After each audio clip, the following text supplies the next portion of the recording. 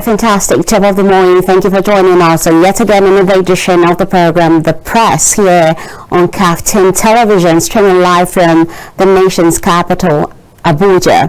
How are you? I trust you have a well-rested night. Welcome to a show where we give you major headline news as they break and, of course, bring you weather update. I am Princess Ekeze Okoli, welcoming you to the show.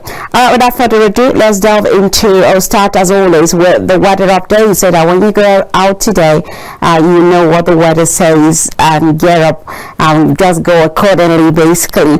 All right, let's see what the weather is saying this morning. All right, quickly, I'll be looking at, let's start off, give me a minute, please. Let's see. Okay, I'll be starting off with the city of Jos. Let's look at the city of Jos this morning, Wednesday, the 15th day of October 2025. Jos is currently about 22 degrees Celsius. It's partly cloudy with a high of 28 degrees and a low of 19 degrees Celsius. Now, sunny conditions were expected around 9 this morning with wind gusts up to 15 kilometers per hour. All right, far away from Jos is the city of Maiduguri in Borno State. Maiduguri is based on 26 degrees Celsius. It feels like 29 though, with a high of 36 and a low of 20 degrees Celsius. Now, sunny conditions will continue all day, and the highest feels like temperature will be around 37 degrees Celsius around 3 today. So Maiduguri is really going to be hot today for you, so make sure you wear a light clothing. All right, let's look at Kaduna. Kaduna is boasting of 23 degrees Celsius this morning with a high of 31 degrees and a low of 21 degrees Celsius. It's partly cloudy though. Now, sunny conditions are expected around 10 with wind gusts up to 9 kilometers per hour. All right, so not so far from Kaduna is the city of Kano. In Kano State is boasting of 25 degrees Celsius, although it feels like 27 degrees at the moment, with a high of 34 and a low of 21 degrees Celsius. Now, sunny conditions will continue all day, and the highest feels like temperature will be around 35 degrees around 3 today. So that is also that also shows that it's going to be very hot in the city of Kano. All right, away from Kano, let's look at other cities here. Let's go to the southwest in the city of Ondo. Ondo is about 23 degrees Celsius. It's mostly cloudy with a high of 30 degrees and a low of 21 degrees Celsius. Now, rainy conditions are expected around 1800 today with wind gusts up to 12 kilometers per hour. Still in the southwest is the city of Lagos with a 25 degrees Celsius temperature, mostly cloudy with a high of 30 and a low of 24 degrees Celsius. Partly cloudy conditions are expected around 1400 today with wind gusts up to 12 kilometers per hour. All right, with that let's go over to the south region. Let's look at the city of Port Harcourt in Rivers State. Port Harcourt is boasting of 24 degrees Celsius. Thunderstorms are expected with high of 30 and a low of 23 degrees Celsius. Rainy conditions are expected around 9, so it's possible that it is already raining in some parts of Port Harcourt with wind gusts up to 10 kilometers per hour. All right, so also in the south is Benin. Benin in Edo State is boasting of 24 degrees Celsius. It's mostly cloudy with a high of 30 and a low of 22 degrees Celsius. Now, rain conditions are expected around 1600 hours today with wind gusts up to 10 kilometers per hour. Let's look at the south is the city of Imo. Imo is boasting of 25 degrees Celsius. It's cloudy with a high of 29 and a low of 23 degrees Celsius. We have rainy conditions expected around 11 today with wind gusts up to 12 kilometers per hour. And that takes us to Enugu. Enugu is boasting of 24 degrees Celsius. It's cloudy with a high of 29 and a low of 23 degrees Celsius. Rainy conditions are expected around 1600 hours with wind gusts up to 11 kilometers per hour. All right, with that, I bring you back home here in the city of Abuja. All right, Abuja is boasting of 24 degrees Celsius. It's mostly cloudy with a high of 29 and a low of 21 degrees Celsius.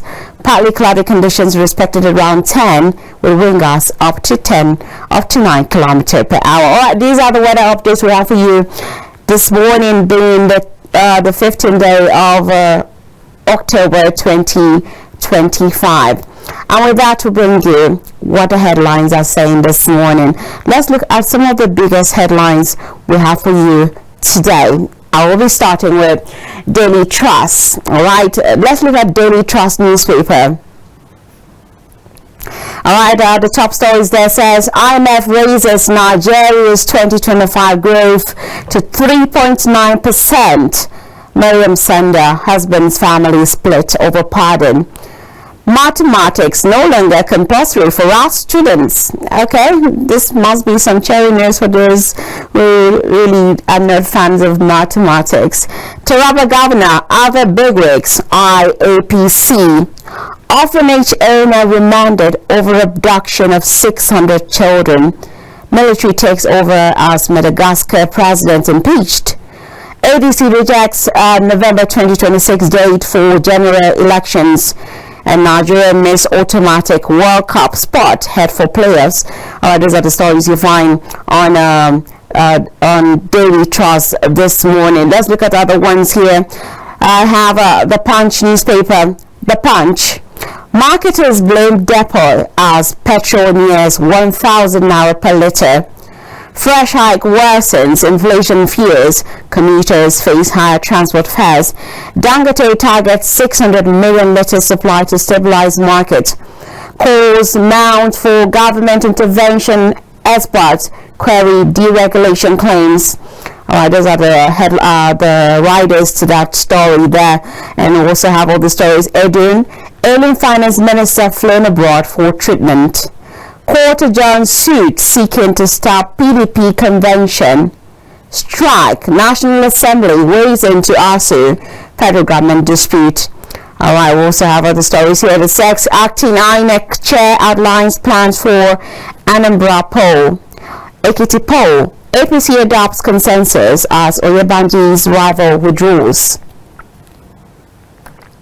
I have other stories. Court orders exhumation autopsy of Afriland Towers fire victims. Tinubu hails Eagles as Osimhen fires Nigeria toward cup playoffs. Alright, congratulations Nigerians on that one. Alright, so let's look at the Whistler newspaper. The Whistler. IMF raises Nigeria's 2025 growth forecast of 3.9%. Projects of 4.2% for 2026.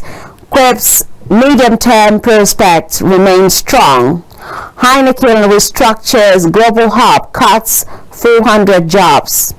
Nigeria requires $23 billion to end energy poverty, Shatima.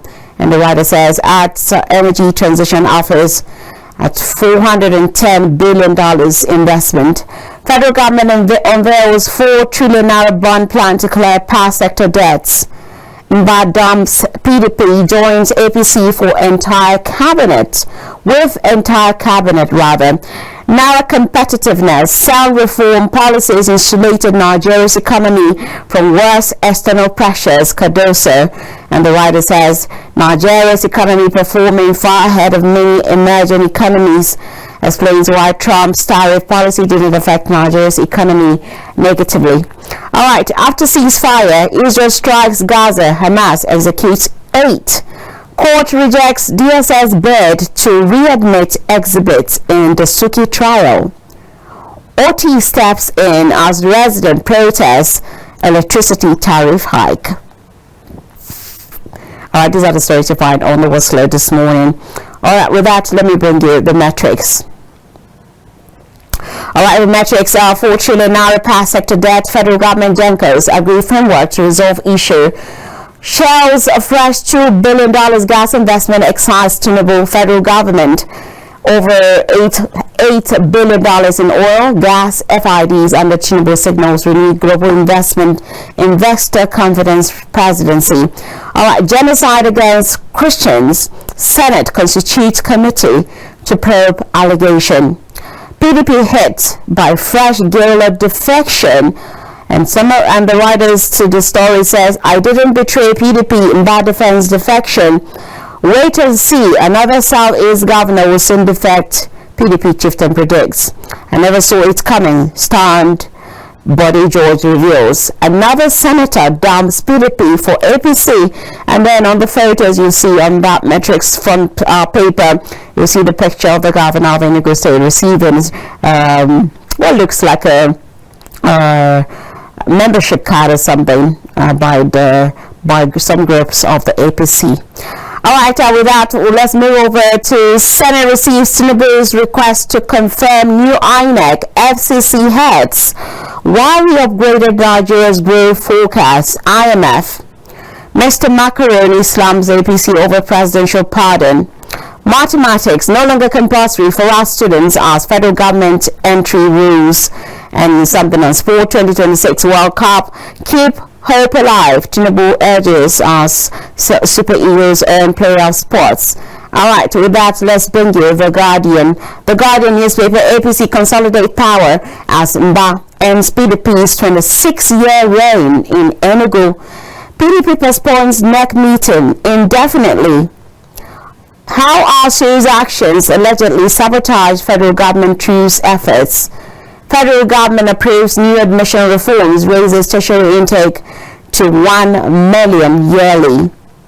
IMF Cardoso isolates Nigeria from global uncertainty, raise growth prospect. State businesses embrace $3 billion solar fund as national grid wobbles. Tinubu to ECOWAS declares stolen mineral resources an international crime. Senate seeks repatriation of Nigerian women, children held in Libyan prisons. 70% of women on death row in Nigeria are mothers, study reveals. Power plants operating below 40 capacity as grid voltage exceeds limits. These are the stories you find on Guardian newspaper. Let's look at Nigerian Tribune. The Nigerian Tribune. NGX closing gong ceremony. Jim Ovia reaffirms Zenith Bank's commitment to shareholder value. Federal government drops mathematics as requirement for admission of arts students.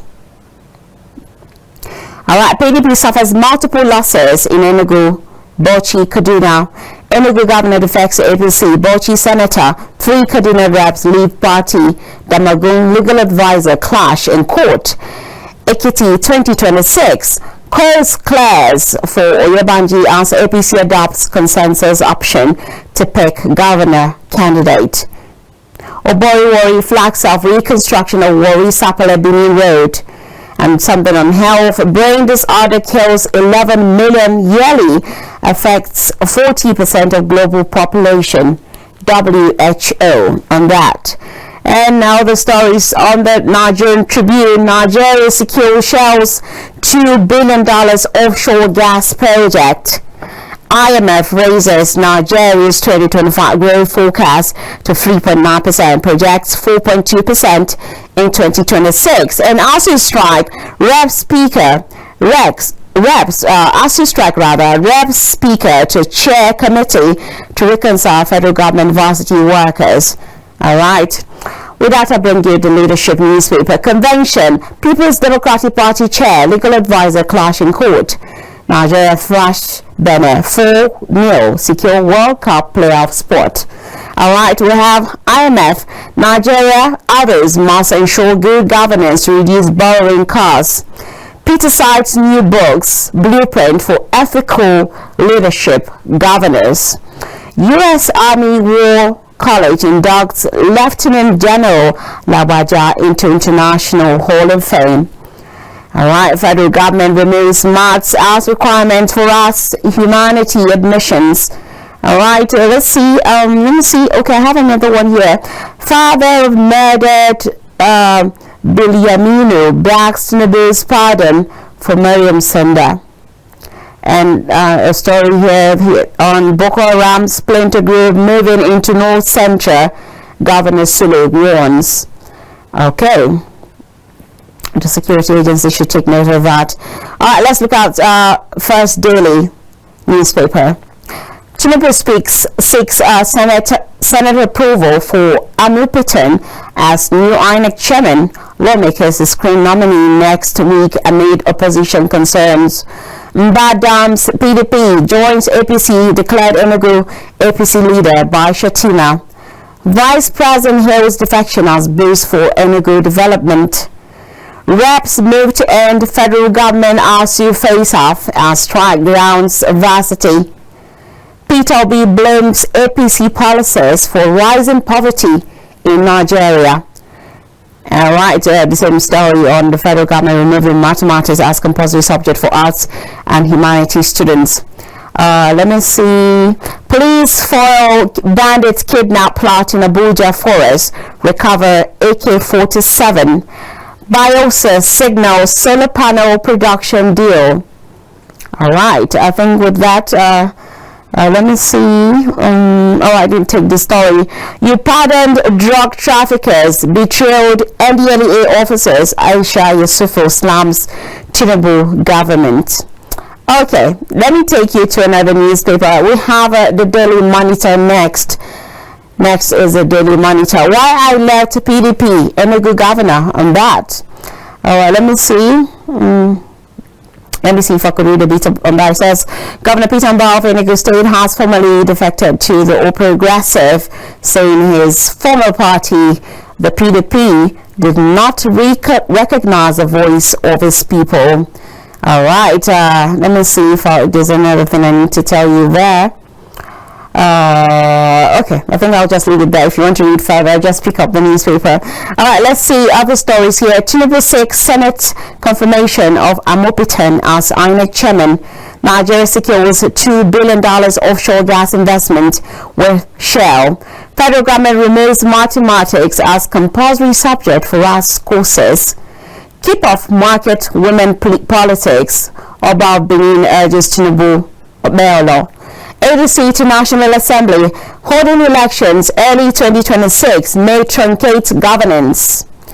And the right, some of the writers says, warns a plan may destabilize development plans, plunge Nigeria into endless electioneering cycles. Says changing dates of polls without fixing deeper institutional problems only delays justice and encourages inefficiency. All right, the last story here says IMF raises Nigeria's economic growth outlook, projects 4.2% of GDP expansion by 2026. And with that, I bring you the Vanguard. Dangote Refinery deploys CNG trucks to distribute petrol at 850 naira per litre. And all right, some of the stories here, I've already taken them on other stories. So I just look around and see which one I've not taken, so I don't repeat them over and over again. Okay, I think all of them I've taken them. Although, let me just remind you of Madagascar's president's flees as court declares seat vacant. Names army chief new leader. All right, let's see. All right, another story. Obey law to commissioners. Always wear Tinubu's cap during ESCO meetings. Okay. I did not know that Tinubu has a particular cap. Okay, I think I do. All right, let's look at the Daily Sun. The Daily Sun. All right, I'm wrapping up this segment. The Daily Sun. PDP leaders fight in court over convention. The Magoon legal advisor clash over council representation. Okay, let's see. Halt dirty money. Halt dirty money influx. IMF warns Nigeria. Others. You wonder what the dirty money they're referring to is, right? Electoral reform. ADC rejects proposal to hold elections in November 2026. And federal government issues need to show institution guidelines. Okay, with that, let me bring you some entertainment and, of course, some sports stories. All right, on the showbiz gist, the metric showbiz gist, we have Mr. Macaroni slams APC over presidential pardon. Crayon bids emotional farewell to late mother. And then we also have neo-soul legend D'Angelo dies at 51. Alibaba defends polygamy, says practice can promote stability. Okay. All right, let's look at the metric sport. Japan beat Brazil 3-2 in friendly win. MPFL and Nemena thumbs up. Con Caliphate win over Yimba. We have 2026 World Cup. Keep hope alive. Tinubu urges our Super Eagles and playoff spot. After World Cup qualifying defeat, Sweden fires national team coach. Those are the stories on the Metrics Sport this morning. And with that, I'll take a breather. I'll go a short break. When we return, hopefully my guests will be joining me to analyze some of the biggest story. And don't forget, you also get to be a part of it. So get ready to call and be a part of the conversation. Just stay tuned. All right, I'm glad to have you back on the press this morning, Wednesday, 15th of October 2025. I am Princess, if you're just joining. Well, I just finished the first part of the show where we basically read all the headlines, Nigerian newspaper headlines as they were, and of course gave you weather update as well. Well, I'm supposed to actually be joined by my guest, but sadly he's still he's held up somewhere. And I don't know if he's going to be joining me in the middle of the show, but if that doesn't happen, it's you and I on the show. All right, so let's quickly look at some of those headlines. I think I would like to start with the governor of Enugu State dumping the PDP for APC. Now, we have seen this defection. I think it started from last year. We saw a bit of it early this year, and we're still seeing it. Now, for Enugu State, which has dominantly been a PDP state, I think about 26 years, if I'm not mistaken, and we're having this governor now defecting to APC. What does this mean for Enugu? Although he gave his reasons as to why he dumped the PDP for the APC. But I think that my major concern is the fact that while we're having so many people, so many opposition moving from their party to the APC, and then it now asks, it begs the question, what then is the role of democracy? Because if we do not have strong opposition, that will stand firm against those in the ruling party, then we're not practicing democracy when we're having so many opposition leaders moving from their party to APC.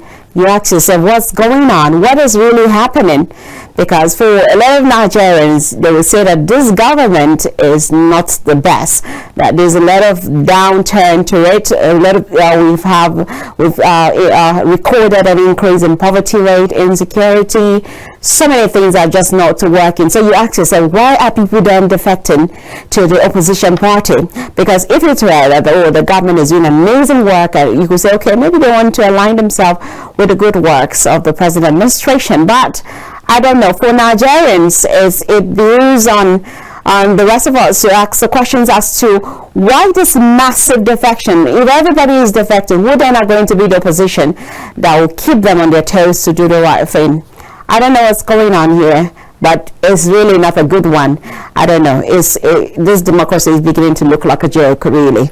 All right, with that, let's move over to the next story I'd like to look at, which is, of course, mathematics is no longer compulsory for our students. All right, this reminded me when I was in secondary school. You know how a teacher could make you love or hate a subject? Yeah. I remember during my secondary school days, mathematics used to be one of my favorite subjects, and I was doing amazingly well at it until I think I got to SS1, and then this teacher came, and this teacher was, I don't know, the word in my head, I don't want to use it, but the man just made me hate mathematics, and I was a science student at the time, so I needed it. So it's sort of, by the time I got to SS2 and he was no longer the teacher, I've had some sort of distance from mathematics, and it wasn't so palatable for me anymore. So I was a bit struggling with it. But I sort of got up. But I know that a lot of students in school do not like mathematics. A lot of them, they do not like mathematics. But I feel like mathematics is kind of fun. It's like games, like solving problem, Some still do love it, but a lot of people do not like math. And so I'm sure that this must be cherry news for those who are studying art courses or humanitarian courses, that it is no longer compulsory for you to ace mathematics in your O level.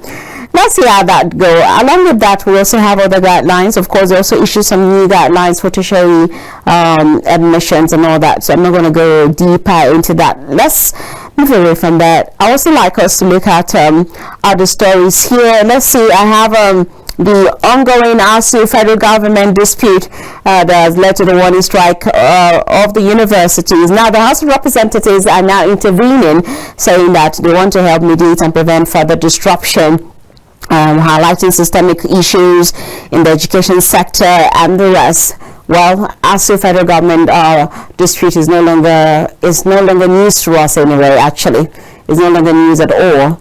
I do hope there is a lasting solution to this, that we stop hearing that there's an existence of ASU or SANU and the rest of them. Let them come to a consensus and end this once and for all.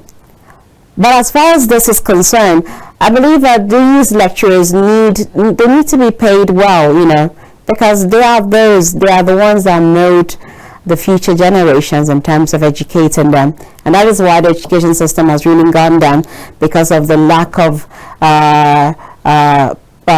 government's intervention, not just in universities, we have in secondary schools, in our primary schools. They're not doing well at all. Let's look at other stories I took here. Let's look at the PDP internal conflict. Now, these are what we were talking about when I talk about having a position. Now, the PDP seems to be, I don't know, they seems to be disorganized for a party who should be a strong opposition to the ruling party. They really seems to be disorganized at the moment. And then with this massive defection, now with the one I told you earlier, the one of Governor of Enugu State, he did not just defect alone, but he defected with his entire cabinet. That's I don't know. Now we have the PDP leaders clashing in court, and then we're also having the conflict over the national convention. This has been on for a while now. This public dispute has actually reflected that there's indeed a deeper governance issues within the party, and it could definitely affect the credibility and, of course, their future performance, especially with the coming elections just a few months away from now. They really need to put their house in order and stand firm, because we need strong opposition party for whoever becomes the ruling party. We need strong opposition because they have a job to do as strong opposition parties. But let's see how it goes. It's quite appalling, though, that the situation is the way it is as of today. All right, what other story should we look at? Let me see. I think I'll just quickly open the phone lines and allow you call into the program, and feel free to discuss any of the headlines I read out to you this morning. Feel free to talk about them. I'd love to hear your opinion on them. So the phone lines will be open right about now. So the numbers that will be showing on your screen, quickly call into the number and let me hear your thoughts on any of the headlines I read out to you earlier today. Feel free to attempt any of them. I would love to hear your thought on that. I think majorly I'd like to hear your thought on this defection, massive defections of political leaders defecting to the APC. What does this portend for Nigeria and, of course, for democracy that we're practicing in this country? What does it mean? All right, so the phone lines are open and I'm ready to take your calls this morning. So do well to join me on the conversation. While we're looking at that, also let's look at the pardon, the pardon that was done by the president. Now it has generated a lot of conversation as to why he went ahead to issue such a pardon, especially to some persons who Nigerians feel that they do not deserve to be pardoned. There are so many cases of them. But before I continue that, let me take this caller. Hello, good morning to you.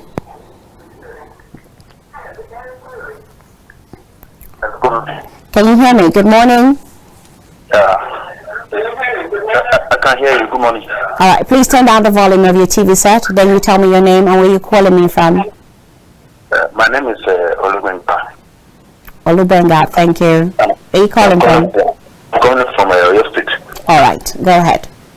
Yeah, I just want to talk about the defection here and there from the opposition to the ruling party.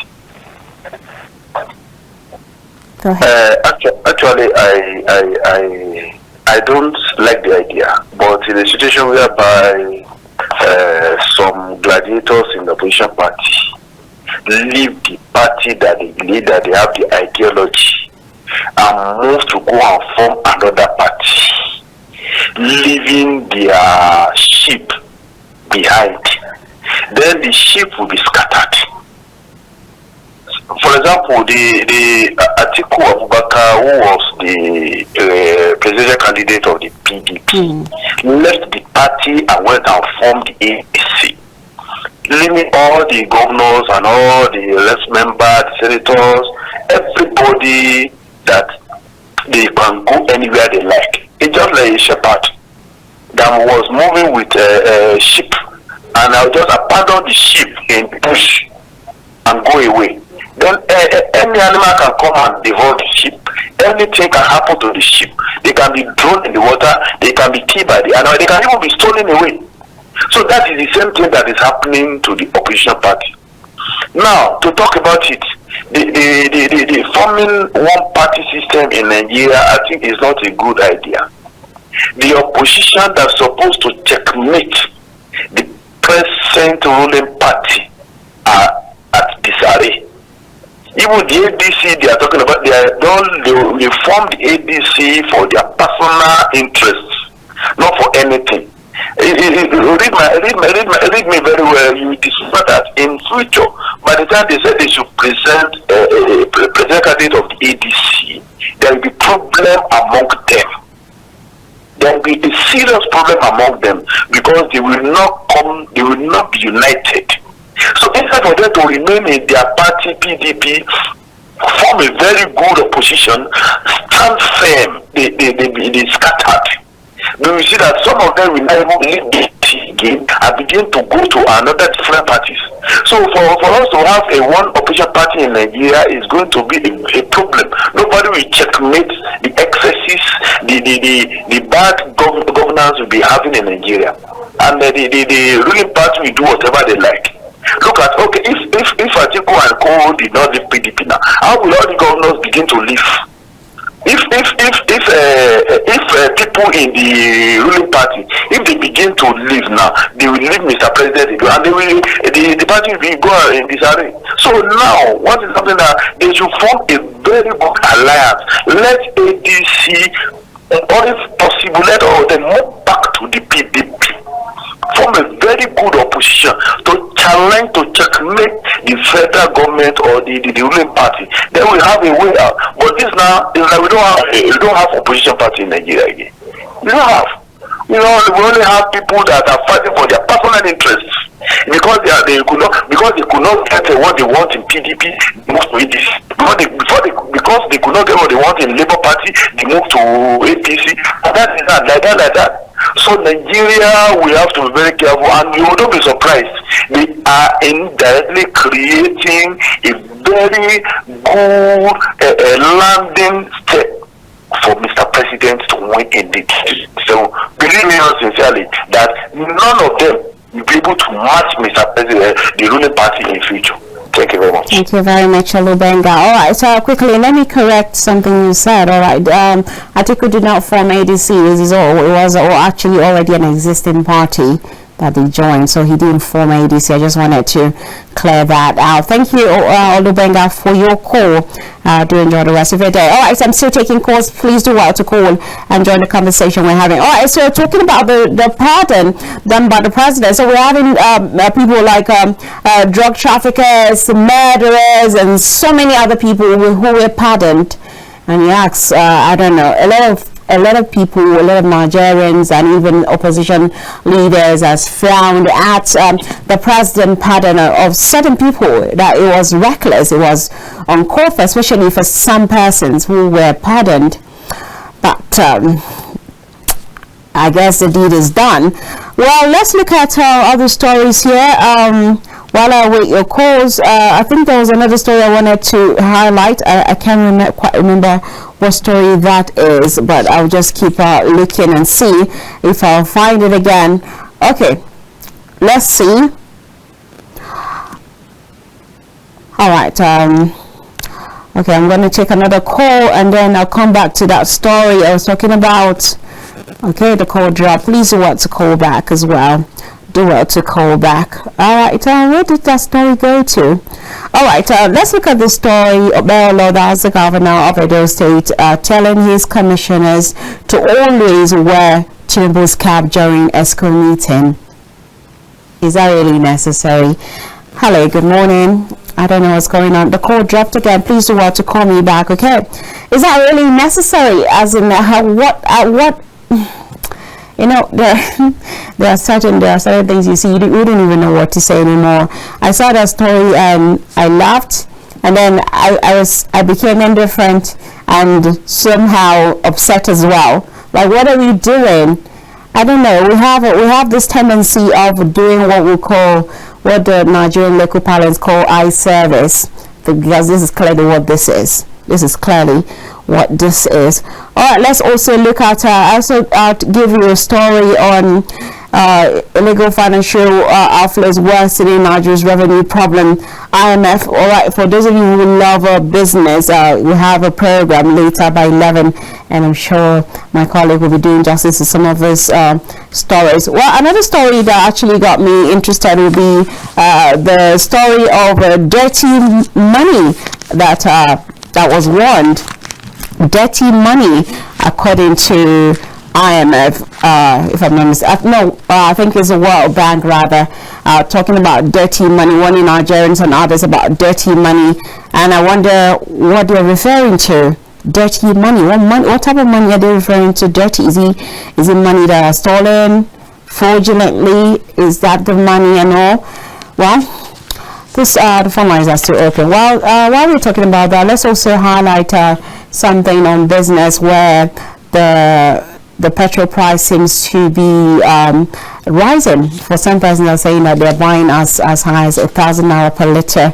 Of course, due to the disconnect between the Nepang and Dangote, those is bringing this whole thing. And I knew that was what was going to happen, because at the end of the day, it's Nigerians that will suffer whatever the consequences, or whatever fight or dispute they're having. I knew that Nigerians will be the ones receiving the heat at the end of the day. Well, Dangote Refinery has actually deployed CNG trucks to distribute petrol at 850 naira per liter.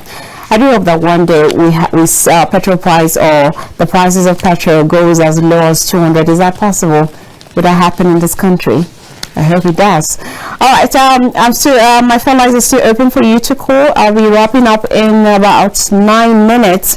All right, I'll be wrapping up in about 9 minutes. So if you want to call, this is the time to do so. Do well to call me, and I'd love to hear your contribution to some of the stories, the headlines I took this morning. We'd definitely love to hear from you on that. Well, while we discuss that, a little on health. Story here says brain disorder kills 11 million yearly, affects 40% of global population, and that's by WHO. Brain disorder kills 11 million yearly. That's a staggering number. That's indeed a staggering number. So at the end of the day, it goes to show that your mental state of health is very equally important, as well as your other part. Let's take this caller. Hello, good morning to you. Hello. Can you hear me? Hello. Hello, I can hear you. Can you hear me? Please turn down the volume of your TV set.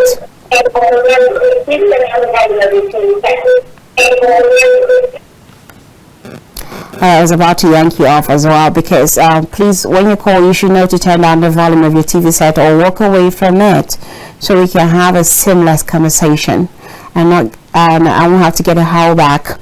All right, what was I saying? All right, talking about health. Yes, that is why mental health is very important. I'm an advocate of good health, staying healthy, maintaining good health and all that. In Nigeria, we do not prioritize our mental health, and we think is nothing, but is doing a lot.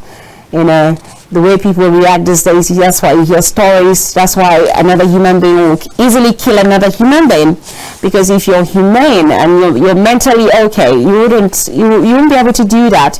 There's a lot of bad things happening in our society, because a lot of people are not mentally, they are mentally stressed, and their mental health is not in order. And that is why it's important that you prioritize your mental health. Seek peace over any other thing. Let your mental health be paramount over any other thing, because your state of mind determines your overall well-being. I'm looking at my time now. I have 6 more minutes on the clock to wrap the program up as I await more calls if they do come through. All right, let's see. We also have the presidential, the 2023 presidential candidate Peter B. blaming APC policies for rising poverty in Nigeria. Now, despite everything, despite the increment in reserve, or all the good news you hear about, inflation dropping, it drops today and the next day is up again. And how many millions was disbursed the other day? How many persons? Please, if you're listening to me here and you got that fund from the federal government, I would definitely love to hear, because so many times we hear funds disbursed, but nobody I speak to will say that yes, he actually got the fund. I did not yet. Did you get it? Because I didn't. I'd like to know if you did. And I don't know if they kind of see that this is not working, and it has never been productive, because at the end of the day, nothing is solved, and huge sums of money are disbursed. We don't know where they go to. Maybe they run back to the pockets of different people, and it doesn't get down to the people who needs it. So we're having increment in poverty and multidimensional poverty every single day. People are dying, people are complaining and groaning in pains. It's really sad. Hello, good morning to you. Hello. Can you hear me? Yes, I hear you. All right, please, can you please turn down the volume of your TV so I can get in the hell back?